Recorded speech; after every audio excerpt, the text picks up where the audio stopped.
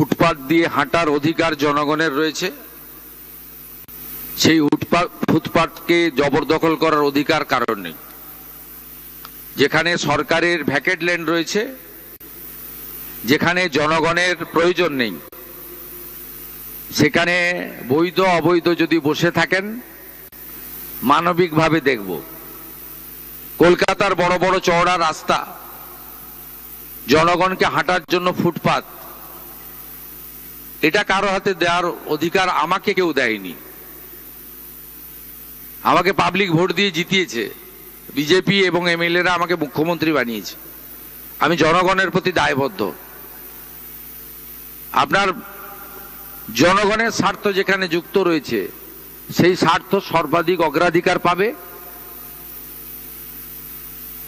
মুষ্টিমেয় কোনো ব্যক্তি বা গোষ্ঠী তার স্বার্থ আমার কাছে অগ্রাধিকার পাবে না।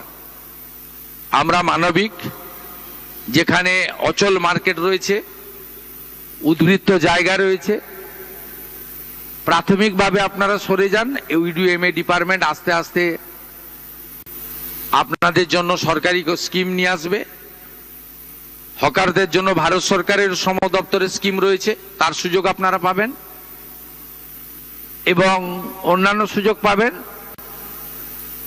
কিন্তু আপনি নিউ মার্কেটের রাস্তাটাই দখল করে নেবেন, মোটরসাইকেলও যেতে পারবে না, রাজাবাজারটা বেহাত হয়ে যাবে, খিদিরপুর মেটিয়াবুরুজে আপনি যা খুশি করবেন। এটার জন্য কিন্তু আমাকে মুখ্যমন্ত্রী করেনি পাবলিক। অতএব আপনার এই প্রশ্নের উত্তর আমি দিয়েছি। আর রিগার্ডিং দুর্গাপুজো, এটা নিয়ে আমি এখনো আলোচনা শুরু করিনি। আলোচনা আমি করব। তথ্য সংস্কৃতি দপ্তরের দায়িত্ব আমার হাতেই আছে, আমার সঙ্গে একজন রাষ্ট্রমন্ত্রী আছেন। আমি এটা সাংস্কৃতিক দপ্তরের মধ্যে পড়ে, আমি নিশ্চয়ই আলাপ আলোচনা করব।